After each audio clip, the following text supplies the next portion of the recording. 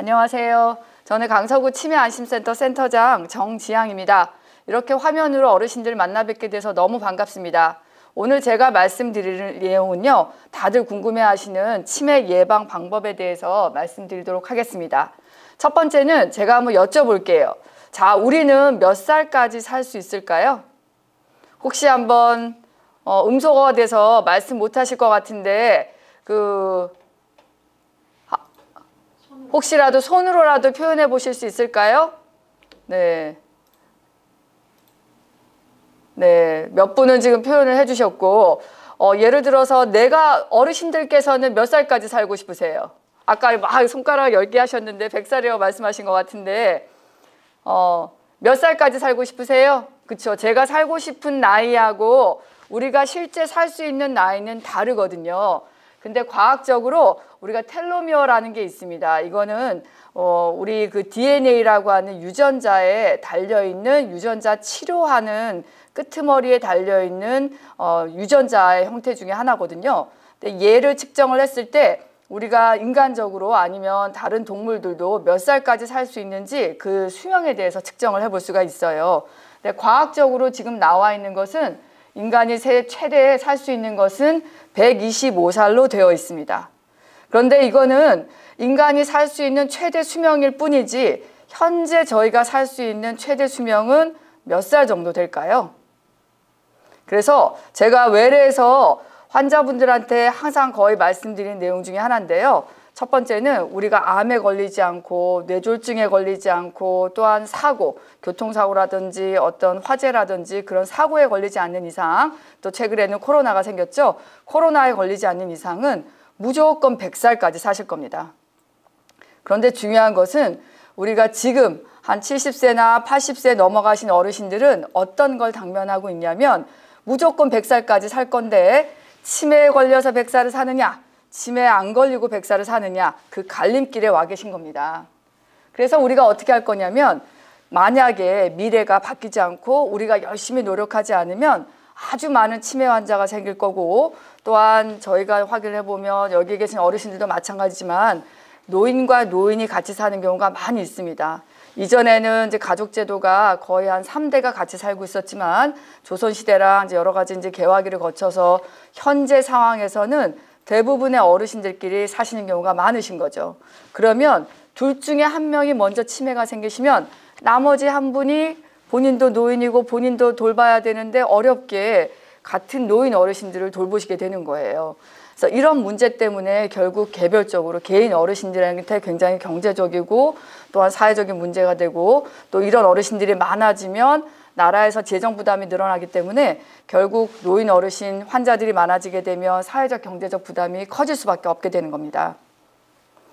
그런데 우리가 뭘 알 수가 있냐면 이거는 이제 2017년에 임페리얼 대학의 아주 유명한 그 연구진들이 논문을 발표했는데 우리나라 사람들이 30개 OECD 국가 어르신들하고 비교를 했을 때 가장 오래 살게 될 가능성이 높다는 겁니다. 그래서 대한민국의 여성들이 2030년에 90세 넘게 살 확률이 57% 이상인데, 더군다나 이제 95세 넘어갈 확률도 거의 한 30% 이상 넘게 되기 때문에 전 세계에서 가장 오래 사는 민족이 될 가능성이 높다는 거죠.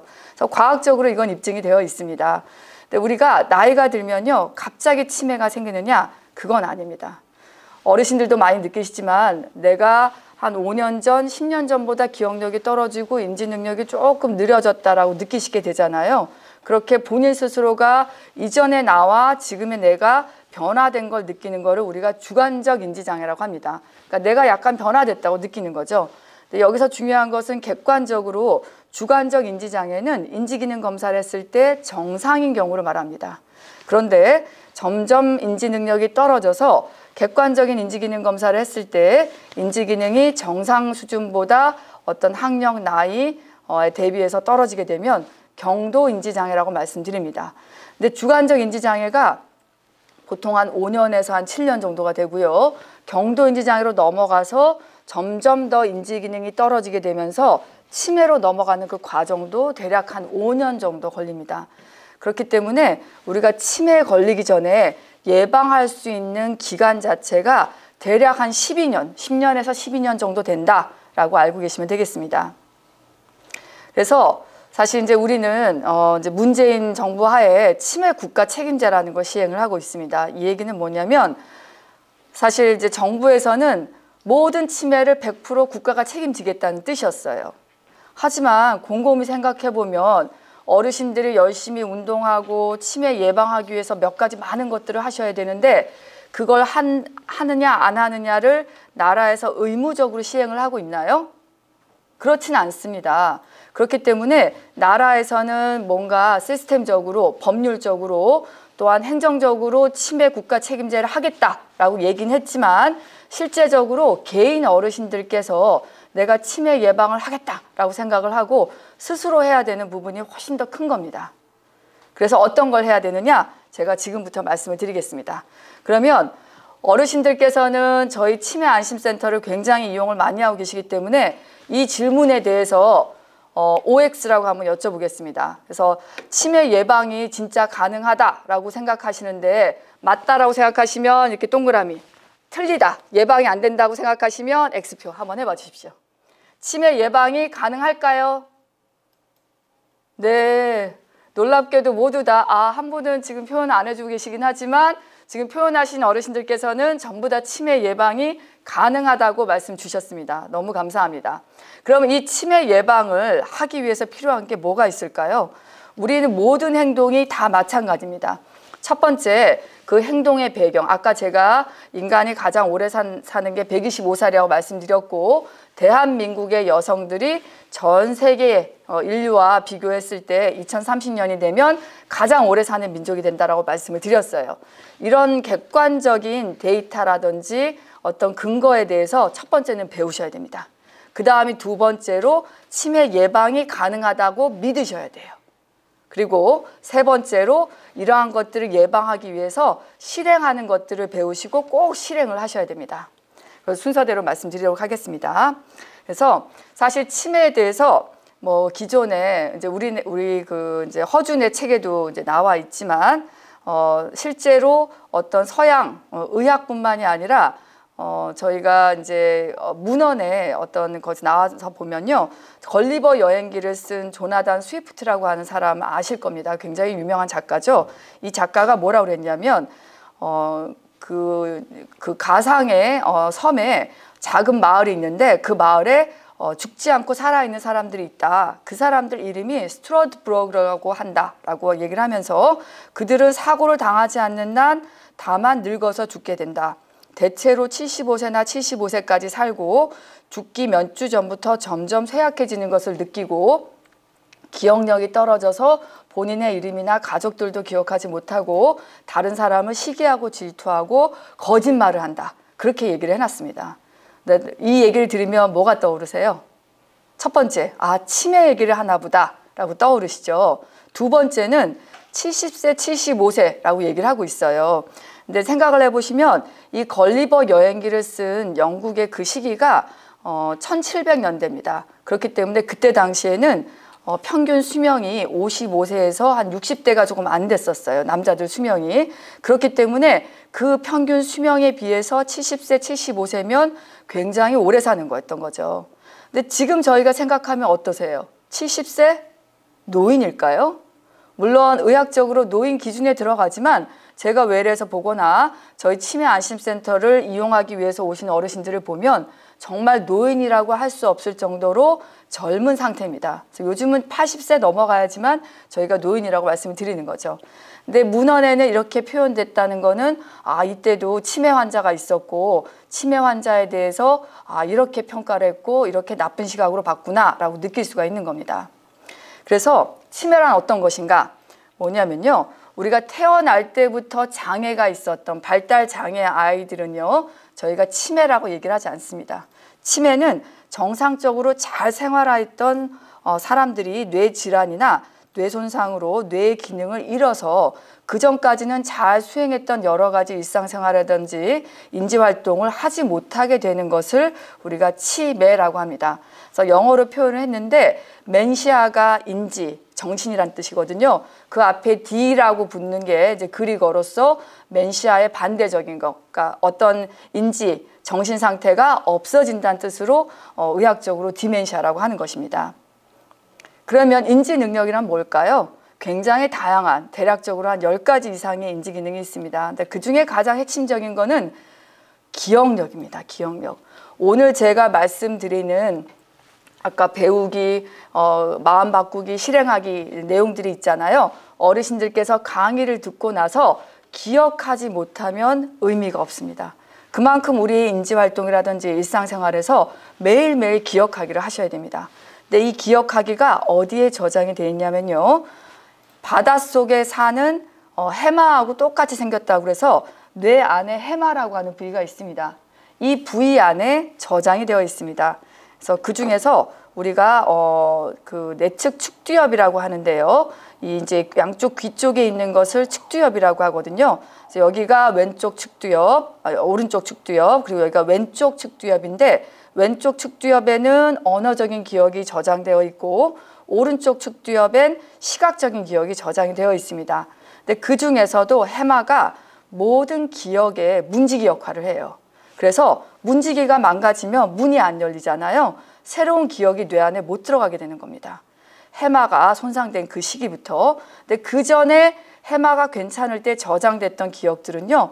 해마를 통과해서 다른 뇌 쪽에 저장이 되어 있기 때문에 옛날 기억은 비교적 유지가 되는 것입니다. 그래서 기억의 관문, 해마. 다시 한번 MRI로 보여드리면요. 이렇게 생겼습니다. 그래서 여기가 사람의 눈이고요. 여기가 이제 MRI에서 보이는 내측 측두엽이라고 하는 거고 이 안쪽이 이렇게 꼬불꼬불하게 보이는 거 있으시죠? 이게 바로 해마라고 하는 겁니다. 그래서 말씀드렸던 것처럼 이 해마를 통해서 새로운 기억이 등록이 되고 등록이 돼서 쭉 들어가게 되면 다른 뇌 부위에 저장이 되고 또한 전두엽 기능을 통해서 회상이 되게 되는 겁니다. 이러한 기억에 반복되는 저장 단계를 우리가 응고화라고 하게 됩니다. 조금 어려운 말이죠? 네. 그래서 치매는 아까 질문지를 보니까 나와 있었어요. 치매는 다양한 원인 질환에 의해서 발생합니다. 대략적으로 50개 정도의 치매를 일으키는 핵심적인 질환이 있고요. 그 50개의 질환 말고도 대략적으로 총 인지장애를 다 일으킬 수 있는 것을 계산을 해보면 80가지 정도가 된다라고 알고 계시면 됩니다. 근데 중요한 것은 그 많은 원인 중에 있어서 알츠하이머 병이 가장 랭킹 넘버 1입니다. 대략 모든 치매의 85%가 알츠하이머 병 때문에 생긴다라고 생각하시면 됩니다.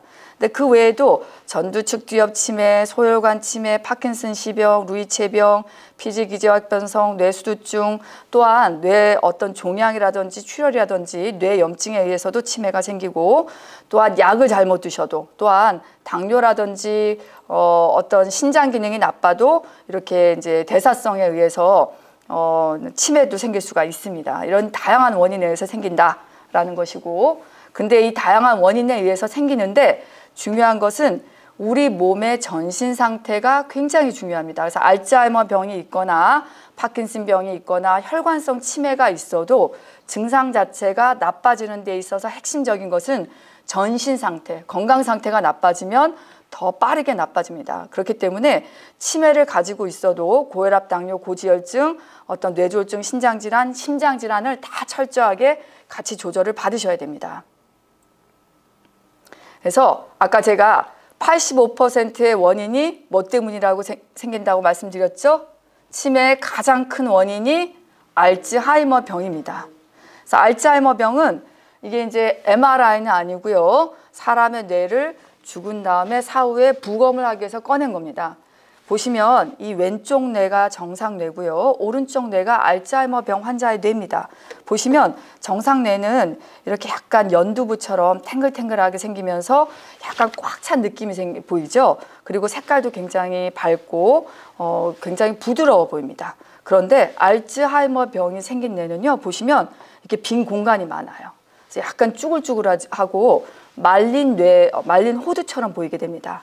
이 두 가지를 보시면 어떤 게 약간 정상이고 어떤 게 비정상이구나라는 느낌이 오실 거라고 생각이 됩니다. 그래서 이런 알츠하이머 병 뇌에 우리가 병리 소견을 안으로 들여다보면요. 이렇게 아까 보여드렸던 해마라고 하는 부위가 이렇게 위축이 되는 겁니다. 이 왼쪽 뇌는요, 놀랍게도 같은 환자분의 뇌세예요.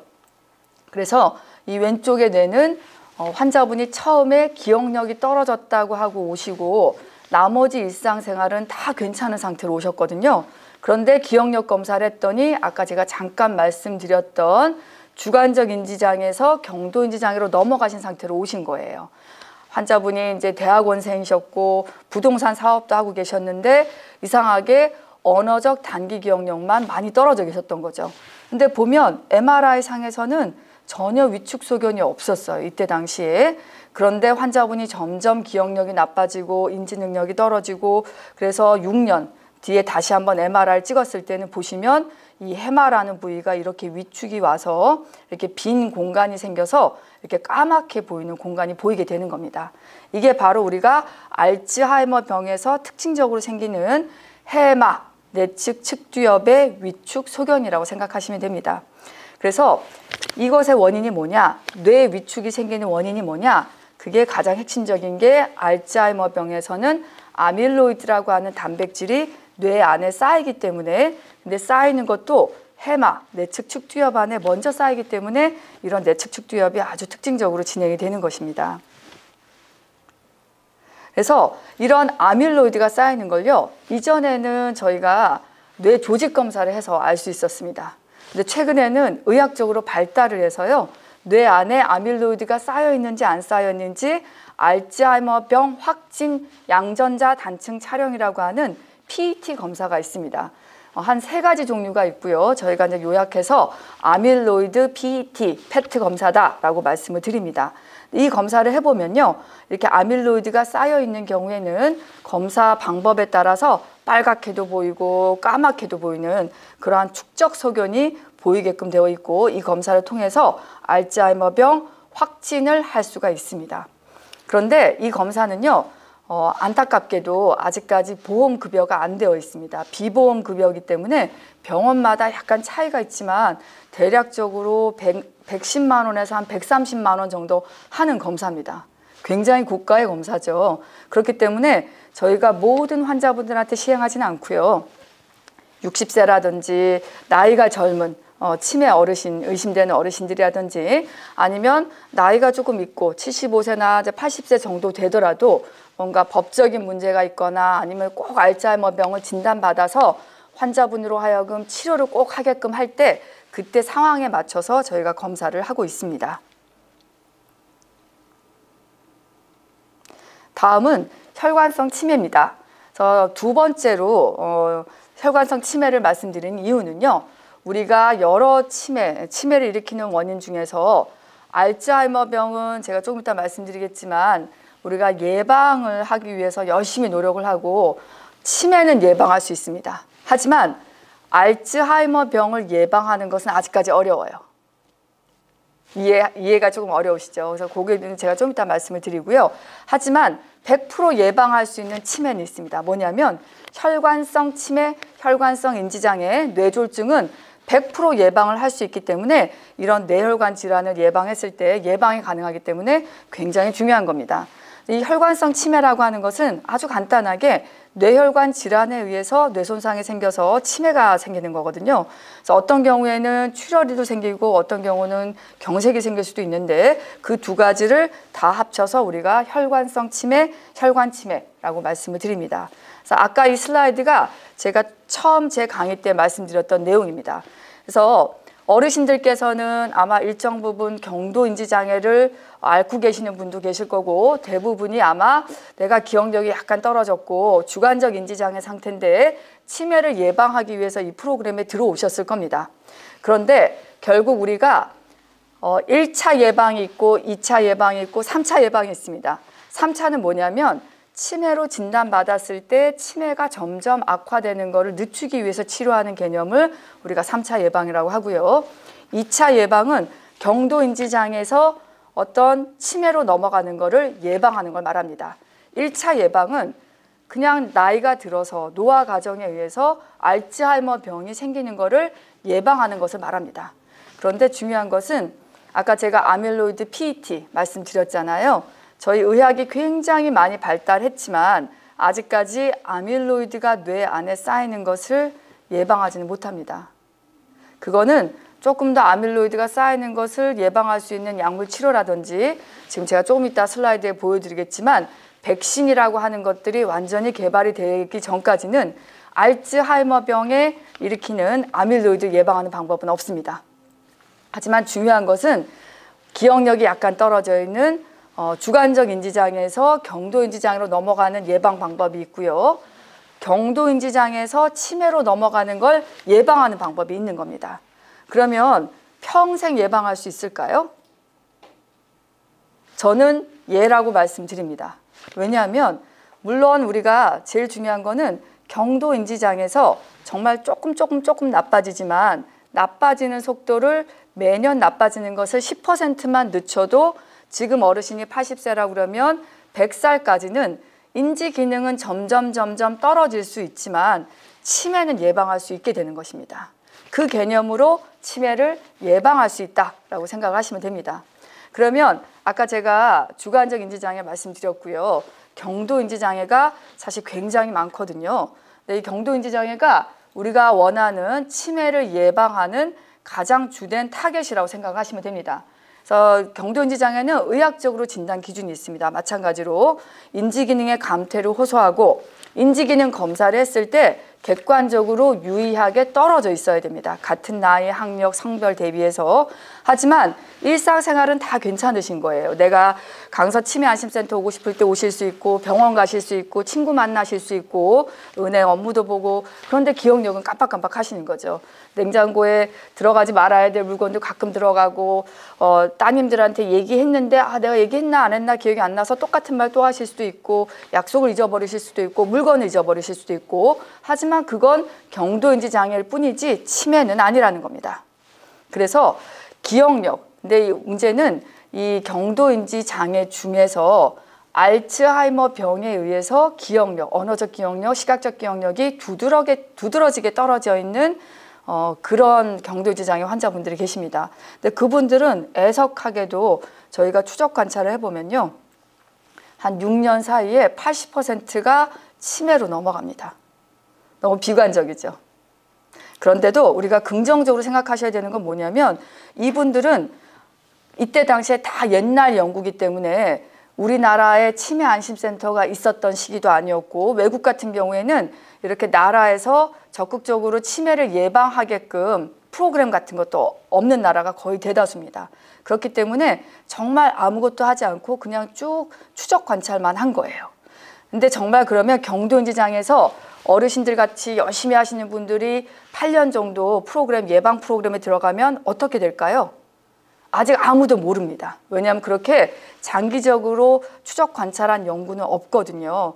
그렇지만 정말 열심히 하면 아까 말씀드렸던 것처럼 매년 10%를 늦춰서 10년이든 20년이든 치매를 예방할 수 있는 인구가 분명히 있다라고 말씀을 드릴 수 있어서 요거는 객관적으로 아무런 것도 하지 않았을 때 80%에서 치매로 넘어간다라고 생각하시면 되겠습니다.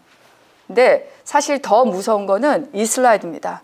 우리나라에 지금 현재 치매 환자가 대략적으로 한 85만 명으로 추정을 하고 있습니다.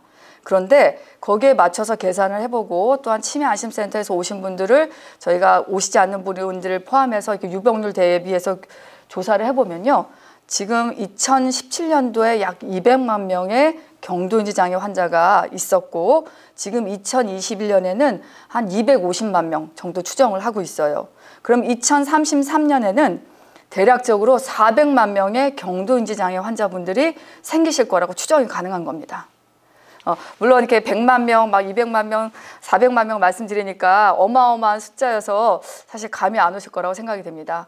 하지만 이 숫자에서 말씀드린 대로 10%만 늦춰도 굉장히 큰 우리가 치매와 연관된 유병률을 낮출 수가 있기 때문에 여러 어르신들께서 내가 만약에 주관적 인지장애면 경도인지장애로 넘어가지 않도록 또한 혹시 경도인지장애 상태시면 더 나빠지지 않도록 경도인지장애 안에서 유지가 되도록 열심히 노력하셔야 됩니다.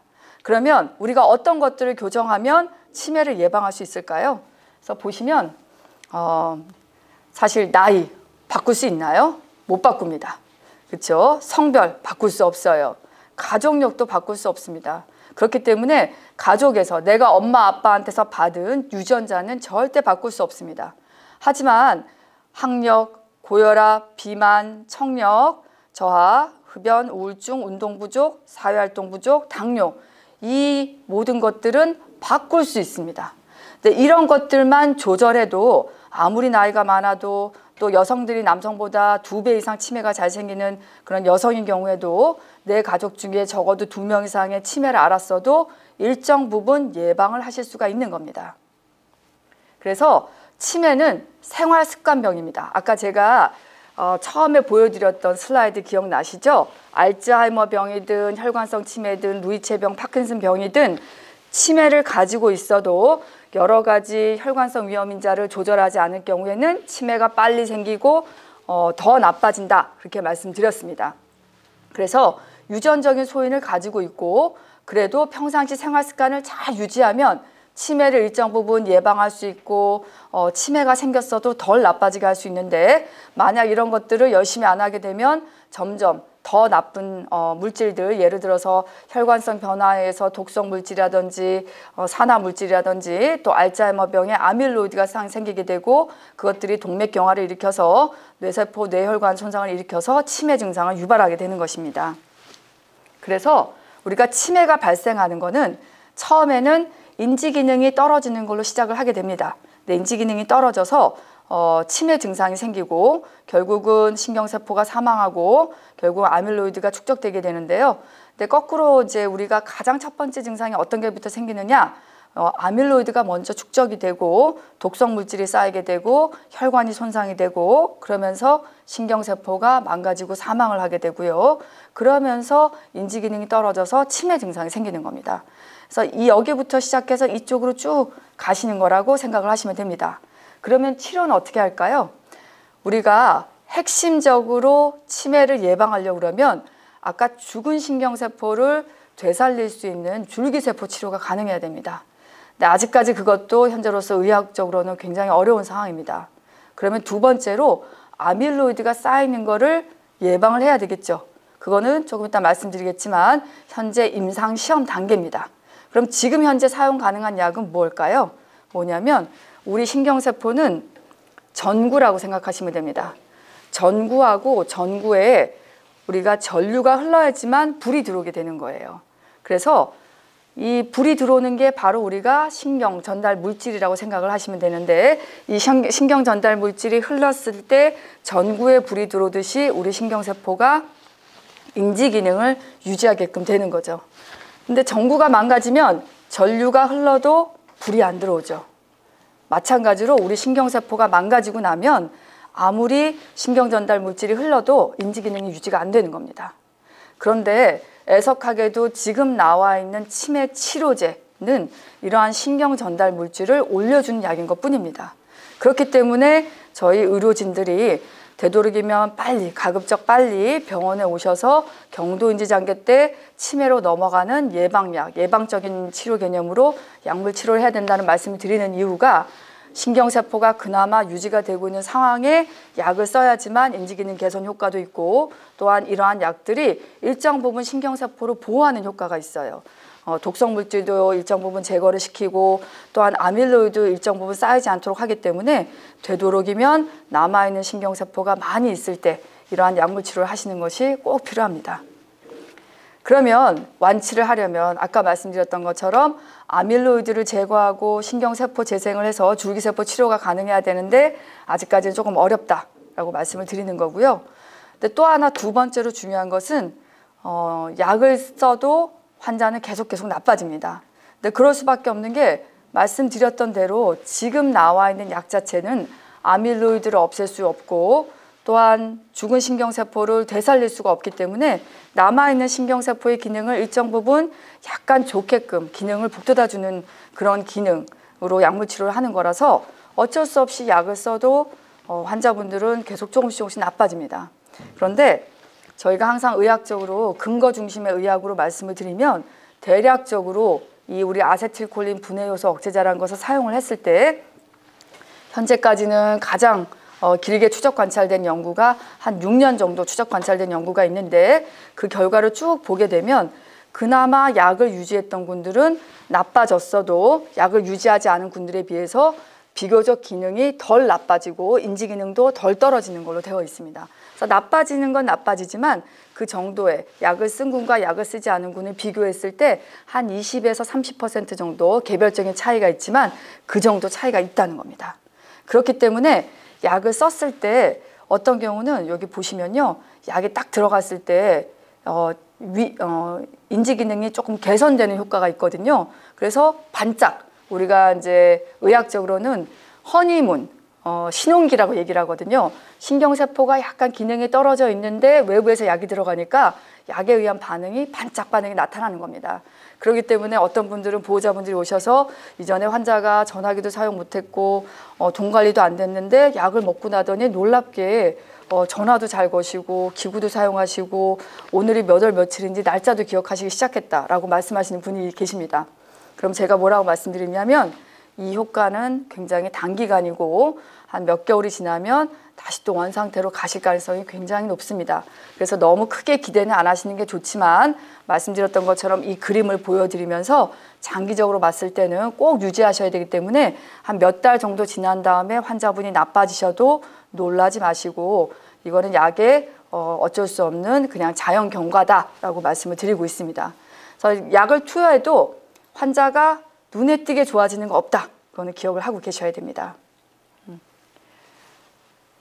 하지만 말씀드렸던 것처럼 약을 투여하지 않은 경우에는 더 나빠진다는 겁니다. 그렇죠? 그래서 저희가 말씀드렸던 대로 치료를 늦게 하시면 늦게 하신 대로 환자분에 대한 효과가 더 떨어지기 때문에 가능한 초기에 빨리 시작해서 유지하시고 나중에 떨어지더라도 말씀드렸던 대로 약을 치료하지 않은 군에 비해서 이 정도 차이를 유지하는 게 저희 치료의 목적이다라고 알고 계시면 되겠습니다. 근데 긍정적인 또 이제 뉴스가 있습니다. 그래서 뭐냐면 아까 제가 아밀로이드라고 하는 독성 물질을 제거하는 방법 외에는 알츠하이머병을 완치는 불가능하다라고 말씀드렸습니다. 그래서 이 아밀로이드를 없애기 위한 여러 가지 연구가 진행되고 있습니다. 그래서 사실 한 5, 6년 전만 해도 훨씬 더 많은 연구가 진행됐었는데요. 대다수의 알츠하이머병 치료제가 다 임상시험이 효과가 없는 걸로 나왔습니다. 다 탈락한 거죠. 안타깝게. 근데 그중에서 저희가 가장 크게 기대했던 게 바로 이 아두카누맙이라고 하는 주사제였습니다. 백신 주사인데요. 근데 사실 전체적인 연구 결과를 했더니 이 약도 실패한 것으로 나와서 포기를 했다가 작년에 이 회사에서 약간 따로 또 분석을 했더니 경도인지 장애 환자들 중에서 비교적 좋은 군들한테 이 약을 투여했더니 한 1년에서 2년 정도 나빠지는 속도가 확실하게 차이가 있었다라는 근거를 가지고 다시 한번 미국의 FDA에다 이제 다시 한번 리뷰를 해달라, 검토를 해달라라고 이제 신속 심의를 이제 제출을 했다고 합니다. 근데 이제 정말 다행이면 이게 어떤 의미에서 효과가 있다라는 것을 인정을 받게 되면 미국 FDA를 통과할 것이고 그러면 우리나라에도 이 약이 들어올 수 있지 않을까라고 한번 기대를 해보고 있습니다. 근데 물론 이제 미국 FDA에서 통과를 못하면 우리나라에도 들어올 수 없고 저희 의사들이 환자들한테 이제 치료제로 쓸 수 없습니다. 그런데 이제 너무 많은 기대는 하지 않으시되 이제 이런 게 있다는 걸 알고 계시면 좋을 것 같습니다. 그럼 그 다음 단계로 이제 우리의 마음을 바꿔야 됩니다. 제가 지금까지 이제 알고 계셔야 되는 지식사항에 말씀을 드린 거고 이제부터 이제 우리 마음을 바꾸는 방법을 생각을 해보면 좋겠습니다. 그래서 우리가 우리 스스로 바꾸겠다라고 마음가짐을 바꾸셔서 스스로 노력을 하셔야 되는 거예요. 이거는 나라에서 정해주지 않습니다. 치매 예방센터에 안 오시고 강서구 치매 안심센터에 안 오신다고 해서 여러 어르신들이 뭐 벌금을 내거나 뭐 세금이 더 올라가거나 그런 거 아니지 않습니까? 그런데도 불구하고 어떤 어르신들은 이렇게 열심히 예방을 위한 운동과 인지활동 열심히 하시는 분들이 계시고 또 어떤 분들은 하나도 안 하시는 분들이 계세요. 그래서 놀랍게도 저희 가족분들이 이 비디오를 안 보실 거라고 말씀을 드리면 저희 시어머님, 시아버님께서는 굉장히 열심히 치매 예방을 위해서 하루에 10,000보씩 걷고 신문도 읽으시고 저희 시어머님 같은 경우에는 지금도 중학교 영어책, 고등학교 영어책 보면서 공부하시거든요. 근데 저희 친정 어머님, 아버님은 열심히 안 하세요. 그래서 제가 매일매일 숙제를 드리고 있거든요. 그런데도 가끔 가다가 안 하셨으면서 하셨다라고 거짓말을 하실 때도 있으세요. 이런 것들이 사실 우리가 어떻게 마음가짐을 가지냐. 내가 아무리 얘기해도 심지어 치매를 예방을 하기 위해서 열심히 노력하는 딸이 있는데도 이렇게 안 하시는 분들이 계시는데 여기 와 계신 분들은 이런 예방을 하기 위해서 얼마나 열심히 노력을 하고 계십니까? 그래서 제가 정말 너무 감사하고 이미 마음을 바꿨다라고 믿고 말씀을 드리도록 하겠습니다. 근데 지금 말씀드리는 거는 혹시라도 아직까지 치매 예방을 하겠다는 거에 대한 마음가짐을 바꾸지 않으신 분들을 위해서 말씀을 드리도록 하겠습니다. 사실 제가 싫어하는 슬라이드 중에 하나입니다. 왜냐하면 왜 우리나라의 뉴스들은 어르신들 얘기가 나오면 굉장히 어르신들 인구가 많아지기 때문에 뭔가 사회적으로 큰 문제가 되는 것처럼 얘기를 하거든요. 근데 저는 절대 그렇게 생각하지 않습니다. 어르신들이 오래오래 사셔야 되고 100살 넘까지 사셔야지만 우리나라의 인구수가 유지가 되고 또한 일본이라든지 중국이라든지 그 강대국 사이에서 우리나라의 어떤 지금의 상태가 유지가 되는 거거든요. 그렇기 때문에 어르신들이 무조건 오래 사셔야 됩니다. 100살도 넘으셔야 되고 뭐 어떤 경우에는 120살까지 넘어서 오래오래 사셔야 된다고 생각을 합니다. 그런데 생각을 해보면 저희가 이제 오래 사는 데 있어서 가장 첫 번째가 경제적인 문제지 않습니까? 내가 여행 가고 싶은데 여행 갈 돈이 없고 또 가족들을 만나고 싶은데 가족들을 만나러 걸어가야 되는데 다리에 힘이 없어서 못 걸어가고 또 강서센터에 와야 되는데 센터를 못 찾아와서 못 오게 되고 그러면서 점점 위축되고 우울하고 이런 기분들이 생길 수가 있거든요. 근데 이런 것들은 아까 말씀드렸던 것처럼 치매 국가 책임제, 나라에서 일정 부분 계속 발전을 해나갈 겁니다.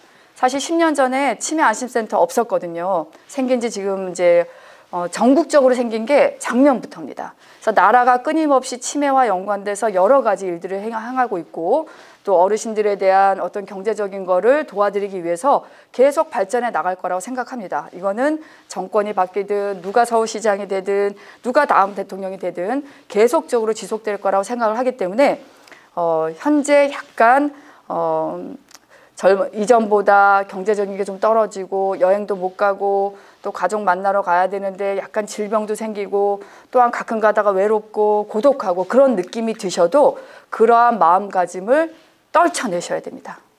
그래서 절대 빈곤하고 고독하고 외롭고 질병 있고 이런 것들이 여러 어르신들의 마음가짐을 무겁게 만들고 우울하게 만들면 안 됩니다.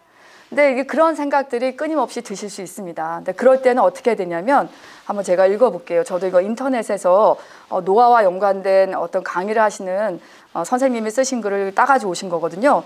누구나 늙어서 노인이 된다. 어릴 때는 늙음이라는 게 진지하게 고민해 볼 거리가 아니었는데 점점 어쩔 수 없이 노인이 되는 거고 처음에는 본인은 나는 이런 것과 상관없겠거니라고 생각을 했다. 심지어 노인이 되는 것을 부정하는 사람들이 이상하기까지 했다. 철없는 생각이었다. 젊음에 대한 찬양과 갈망은 시대를 막론하고 존재한다. 젊음을 유지하고 싶은 것은 인류의 오랜 열망이다. 하지만 노화는 진행되고 생물학적 기능은 저하된다. 노화를 겪으며 노인이 되는 것은 아무도 피할 수 없다.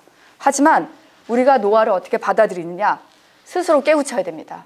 내가 나이가 들어서 약간 경제적으로 떨어지고 걸음걸이도 불편하고 약간 외롭고 질병이 생겨서 고혈압, 당뇨, 고지혈증, 무릎이 아파서 잘 못 걷고 그런 거에 대해서 받아들이시고 그럴 수 있다. 내 나이니까 이 정도는 그럴 수 있다. 하지만 나의 마음은 긍정적이고 밝고 또 치매를 예방하고 다른 사람들한테 도움을 줄 수 있고 그렇게 살겠다라고 마음가짐을 자꾸 바꾸시는 겁니다. 이거를 우리가 의학적으로 마음 챙김 방법이라고 합니다. 근데 여기서 무조건 부정하면 안 됩니다. 아, 내가 노인이 되기 싫고 내가 돈도 없는 것도 딴 사람한테 알리고 싶지 않고 그렇게 부정을 하게 되면 오히려 이건 숨기는 거기 때문에 자기의 마음을 챙기는 게 아닙니다. 밖에 나가서 솔직하게 나는 우리 아들 때문에 걱정이 돼서 우울하고 무릎이 아파서 뭐 이런 거 아픈 것 때문에 너무 우울하고 힘들다 라고 말씀을 하시되 말을 하고 난 다음에는 다시 한번 이런 일이 있어도 나는 긍정적으로 살 수 있고 잘할 수 있다 라고 마음 챙김을 한 번 더 하셔야 된다는 겁니다. 그래서 아픔에 대해서 저항을 하면 그 고통이 배가 됩니다. 근데 아픔을 받아들이고 그걸 인내하고 그럴 수 있다라고 한번 생각을 하게 되면 오히려 저항을 하지 않기 때문에 고통이 누그러드는 겁니다. 그래서 고통과 싸우고 노화와 싸우고 우울감과 싸우고 그러면 그럴수록 고통이 더 커진다고 생각을 하시고 있는 그대로 나의 삶이라든지 나의 현재 상태라든지 그런 걸 다 받아들이되 치매를 예방하기 위해서 일정 부분 내가 하겠다라고 결정한 거는 무조건 하셔야 되는 겁니다. 그래서 어르신들이 지금 노화, 치매와 연관돼서 앞으로 나의 삶의 모든 목적은 치매를 예방하기 위해서 산다라고 생각을 하시면 됩니다. 그래서 우리가 제 외래 오시면 제가 항상 갈림길에 있다고 말씀을 드리거든요. 나이가 70세 이상 넘어가게 되면 치매를 예방해서 치매 안 걸리고 100살까지 사느냐, 아니면 치매에 걸려서 100살까지 사느냐, 거기서 우리가 알에서 깨어나오는 치매를 예방하기 위해서 내가 최선을 다하고 매일매일 하겠다고 생각한 것을 정해놓고 그걸 그대로 시행을 하시는 게 정말 중요합니다. 어떤 일을 해야 되느냐? 일상에서의 즐거움을 유지하셔야 됩니다. 사회활동 계속하셔야 되고 새로운 걸 배우는 학습활동 지속하셔야 되고 새로운 경험을 추구하셔야 되고 또한 지금 가지고 있는 질병이 나빠지지 않도록 해서 장애, 넘어지는 거, 머리 다치시는 거, 장애를 피하셔야 되고 되도록이면 나의 현재 인지 상태를 유지하시고 또한 그러기 위해서 나의 삶의 목표, 치매를 예방하기 위해서 얼마만큼 열심히 할 건지 스스로에 대한 목표의식을 가지고 시행을 하셔야 됩니다. 어떤 걸 하느냐? 우리가 퇴행성 뇌질환은요, 신경세포 사이사이에 아밀로이드가 쌓이고 독성물질이 쌓이는 것뿐만이 아니라 결국은 신경세포가 죽어나가는 겁니다. 괴사에서 빈 공간이 생기고 뇌 위축이 생기는 거거든요. 그거를 막는 겁니다. 어떻게 막을까? 네, 신경세포를 계속 기능을 증진시키면 됩니다. 그래서 만약에 이렇게 신경세포 사이사이에 신경돌기가 있는데 신경돌기에서 신경전달 물질이 나와서 다른 신경세포까지 전달이 되는 거거든요. 그래서 보시면 요런 요 신경세포 하나하나가 있고 그 사이에 신경돌기들이 있기 때문에 지금 말씀드리는 치매 예방 방법을 열심히 하시면 이 돌기가 강화가 돼서 신경세포 숫자는 똑같아도 인지기능이 개선되고 치매가 예방될 수 있는 겁니다. 그래서 뇌는 이렇게 열심히 하시면 돌기가 많아지고 또 뭐 한 며칠이나 몇 달 정도 인지활동 안 하고 운동 안 하시면 신경세포 돌기가 줄어들게 됩니다. 그래서 굉장히 다이나믹하게 뇌는 끊임없이 변화하고 있다라고 생각을 하시면 됩니다.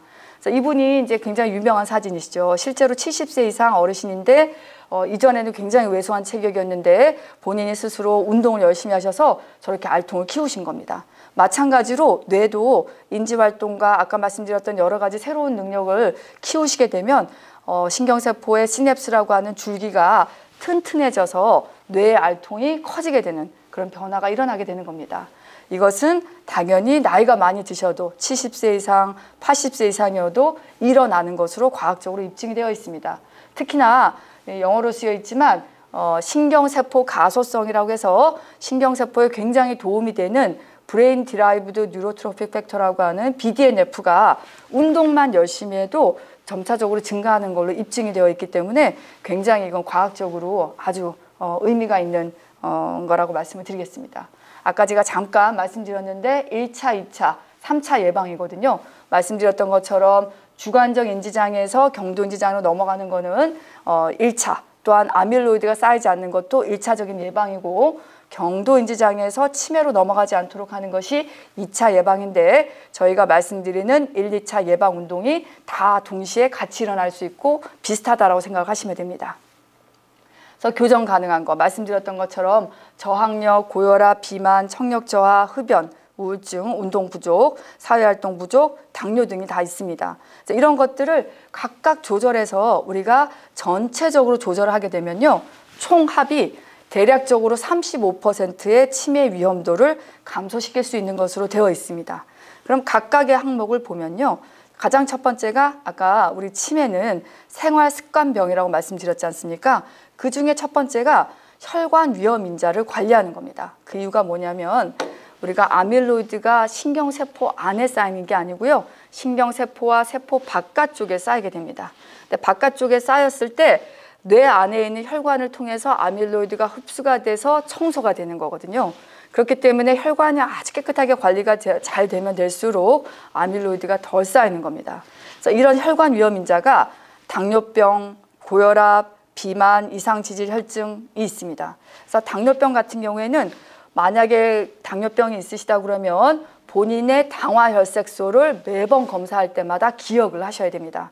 그래서 당뇨병이 잘 조절이 안 되면, 잘 조절되면 괜찮습니다. 조절이 안 되면 치매 위험도를 1.5배나 올리게 됩니다.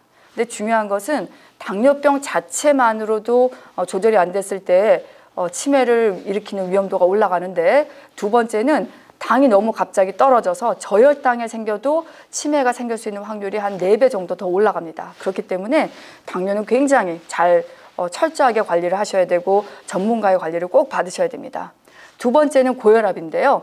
이상하게 나이가 한 40, 50대 때는 혈압이 높으면 나이 들어서 치매가 생깁니다. 그렇기 때문에 중년기 고혈압은 철저하게 치매를 조절하기 위해서 예방을 하셔야 돼요.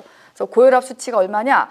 140에 80이지만 당뇨가 있으신 분들은 또 130에 70이거든요. 그래서 본인 나이, 가지고 계신 질병 거기에 맞춰서 혈압을 조절을 해야 됩니다.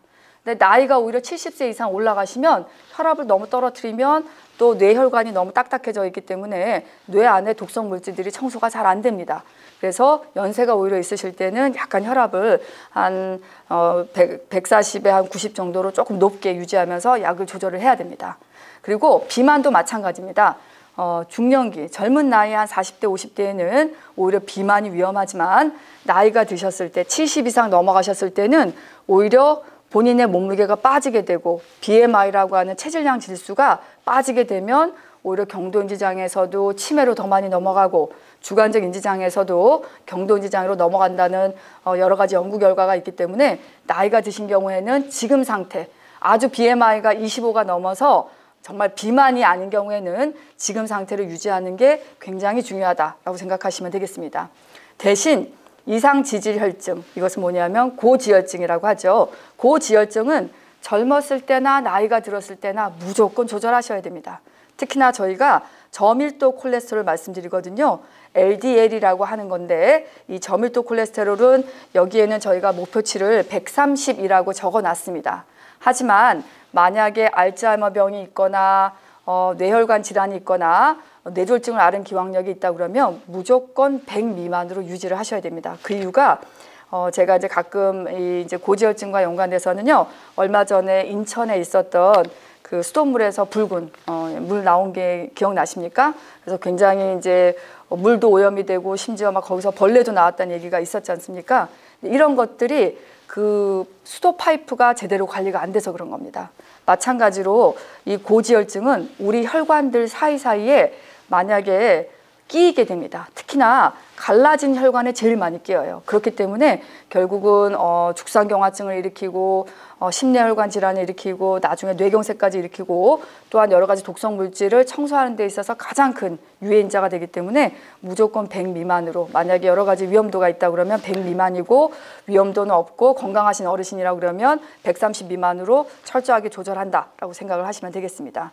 두 번째는요, 저희가 꼭 말씀드리는데 난청하고 시력입니다.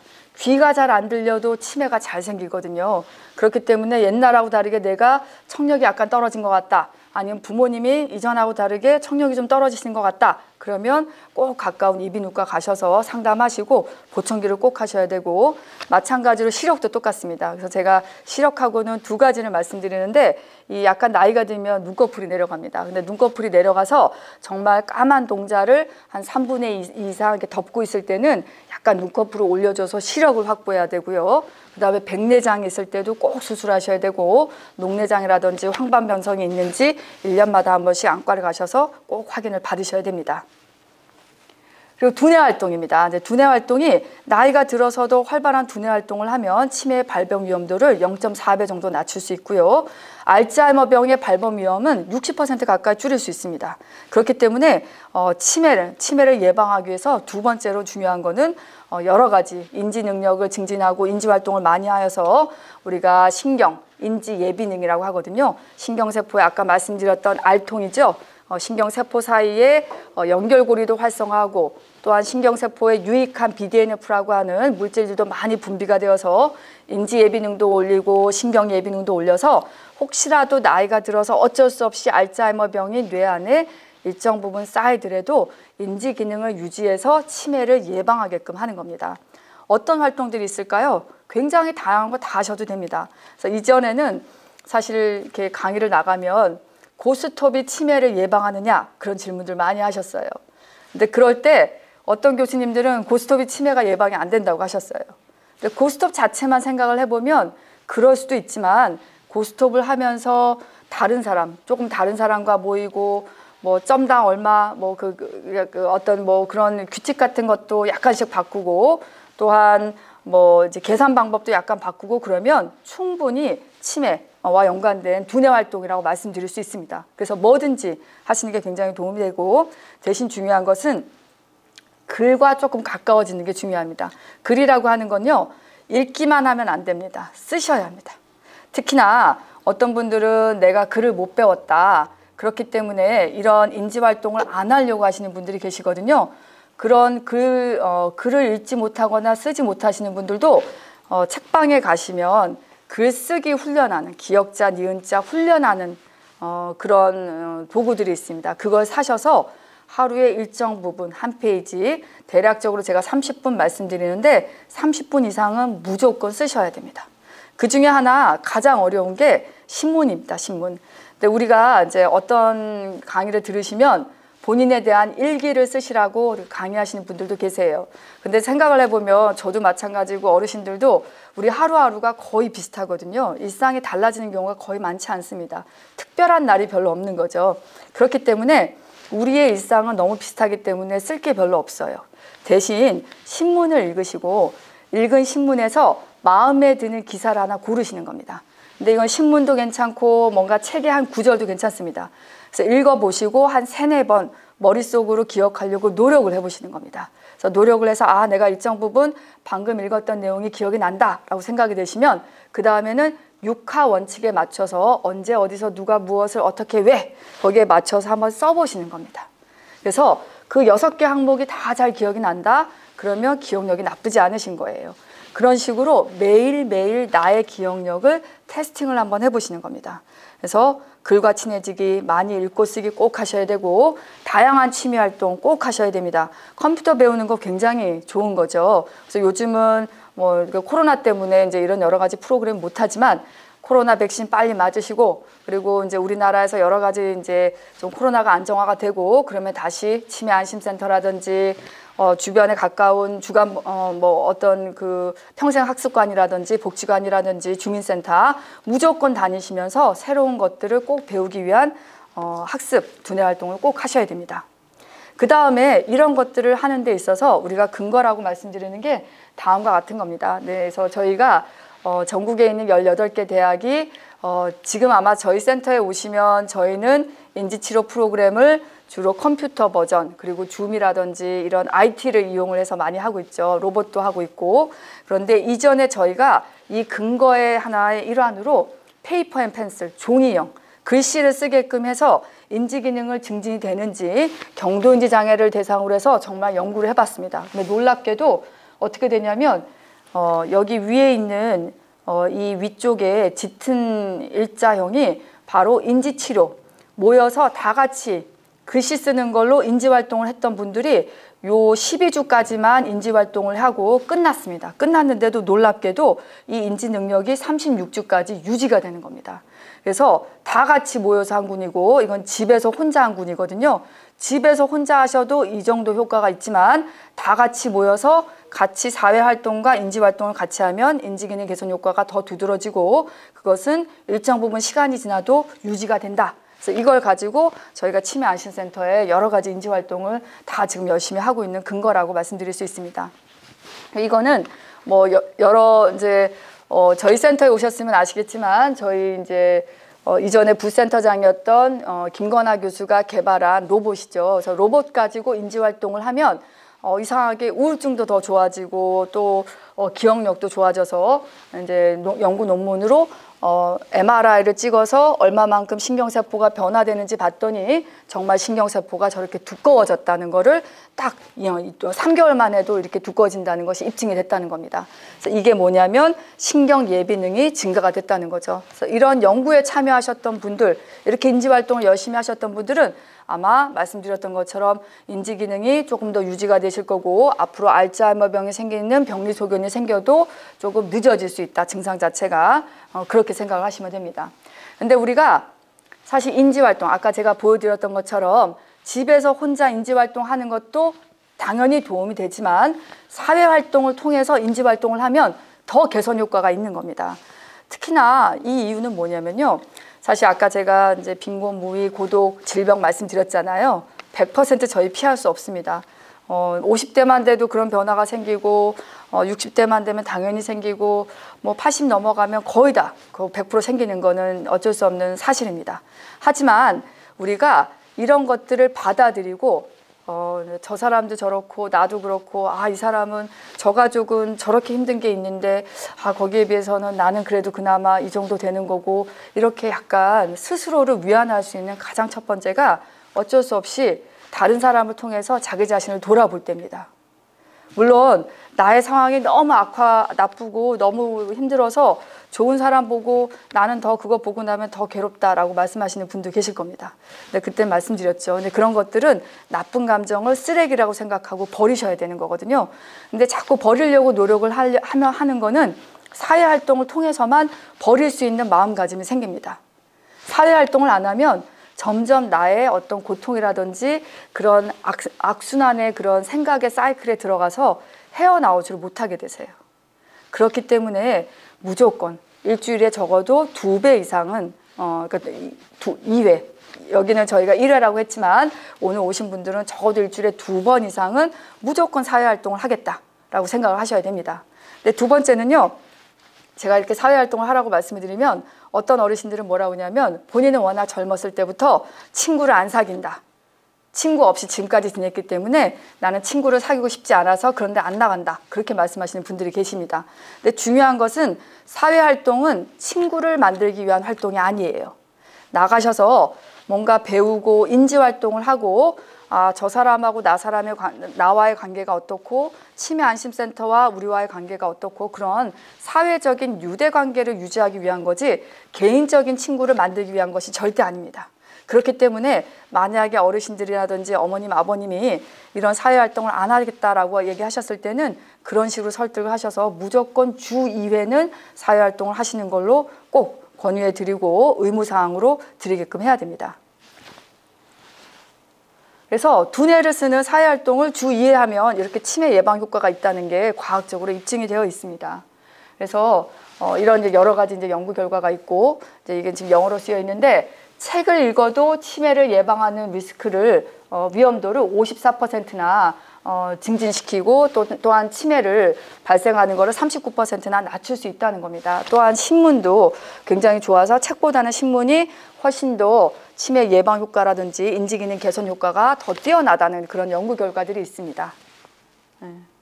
그래서 세 번째는 이제 운동입니다. 그래서 유산소 신체활동의 부족으로 인해서 비만, 고혈압, 당뇨병, 고지혈증, 심장질환, 치매가 생기면 이런 것들이 약 1.4배 정도 증가할 수가 있기 때문에 건강 증진을 위해서 성인들은 적어도 일주일에 총 150분 이상 중등도 유산소 운동과 75분 이상의 격렬한 유산소 운동을 같은 정도의 레벨로 꼭 시행을 하셔야 됩니다. 그리고 운동은 한 번 시작하면 적어도 10분 이상 해야 되고 전신 근육 운동은 주 2회 이상 하셔야지만 효과가 있습니다. 그래서 이런 내용은 아마 치매안심센터에서 더 많이 자세한 얘기를 들으셨을 것 같습니다.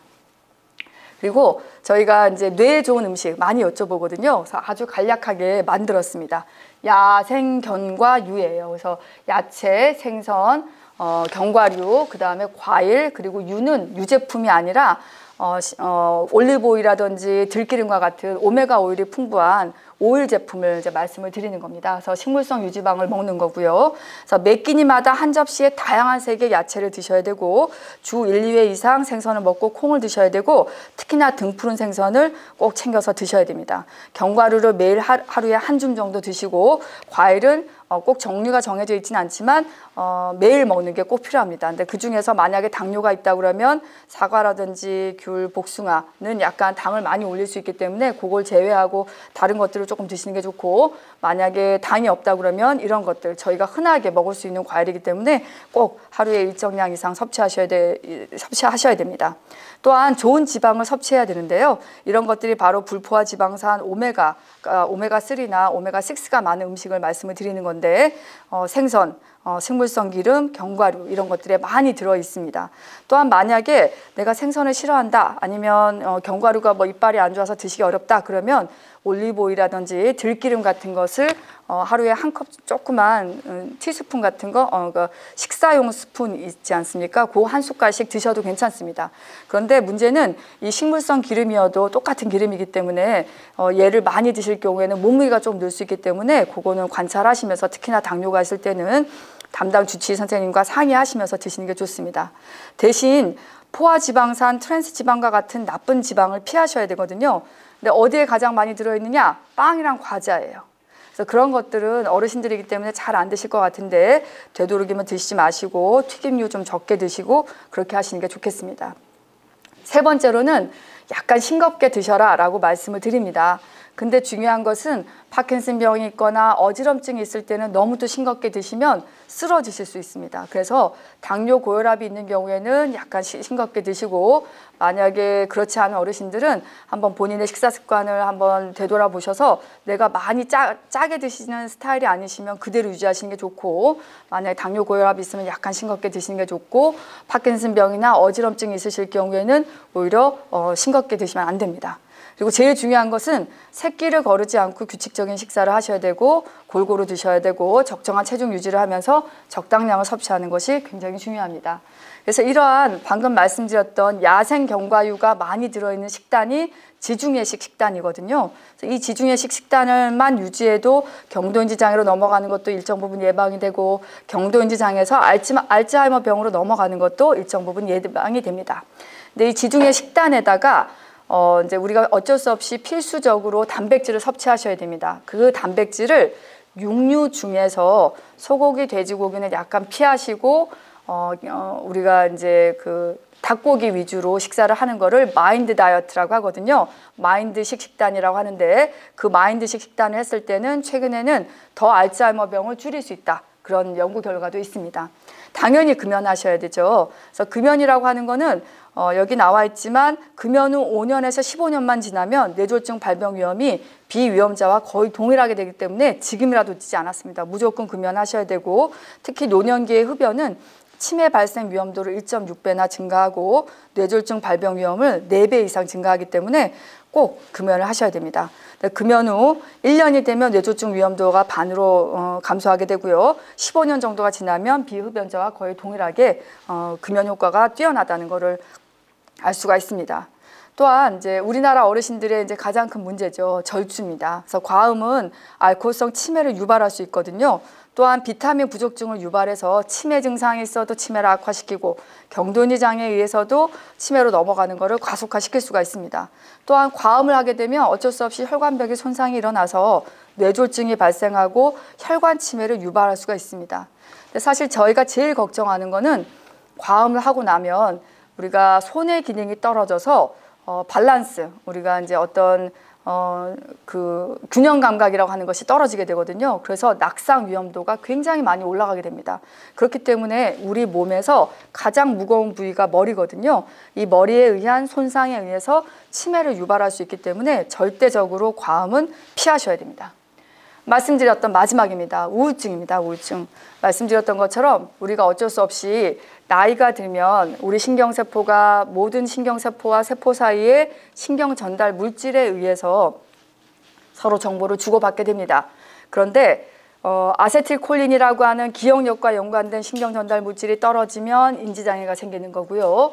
세로토닌이라고 하는 신경 전달 물질이 떨어지게 되면 우울증이 생기고 두려움이 생기고 불안, 그런 증상들이 생깁니다. 그렇기 때문에 만약에 이게 의학적으로 세로토닌을 보충해 줘야 될 상황이라고 생각이 되면 의사한테서 어떤 항우울제를 처방을 받으셔야 되는데, 그 전 단계에 이게 운동으로서 좋아질 수 있는지, 상담으로 좋아질 수 있는지, 아니면 인지활동, 사회활동만 해도 좋아지는 부분이 있기 때문에 이런 단계에 맞춰서 우울증에 대한 적절한 치료를 해야 됩니다. 그래서 노년기 우울증은요, 치매 발병 위험도를 1.9배나 높이고요. 또 어떤 경우에는 치매 아주 초기 증상으로 우울증부터 시작되는 경우도 있습니다. 근데 우울증은 여러 가지 스트레스 호르몬의 분비를 증가시켜서 우리가 기억력의 핵심 문제인 해마의 위축을 유발하기 때문에 우울증이 먼저 생기든 아니면 치매에 의해서 우울증이 생기든 인지기능 장애를 더 많이 악화시킬 수 있기 때문에 꼭 적극적인 개입을 통해서 치료를 받으셔야 됩니다. 그래서 생활습관 개선으로 치매 발병 위험도를 다 이런 것들을 9대 생활 원칙을 잘 조절하시고 유지하시면 35%나 감소할 수 있고 매년 축적이 되기 때문에 지금 80세부터 시작해서 100살까지 갈 수 있는 치매 예방 방법이다라고 말씀을 드리겠습니다. 그래서 마지막으로 치매 예방을 위한 7대 인지건강 수칙입니다. 진인사 대천명 잘 알고 계시죠? 하늘은 스스로 돕는다를 돕는다고 열심히 노력하셔서 하늘에서 정말 치매를 예방할 수 있도록 이런 기회를 부여받는다는 뜻입니다. 그래서 진땀나게 운동하고 인정사정 없이 담배 끊고 사회활동과 긍정적인 사고를 많이 하고 대내활동을 적극적으로 하고 천박하게 술 많이 마시지 말고 명을 연장하는 식사를 하고 고혈압, 고혈당, 고지혈증을 조절하자. 오늘의 핵심 내용은 이 7대 인지건강 수칙입니다. 진인사 대천명을 통해서 99세까지 팔팔하게 1, 2, 3 이렇게 마무리할 수 있도록 저희 모두 다 같이 최선을 다해서 노력하면 좋겠습니다. 경청해 주셔서 감사합니다.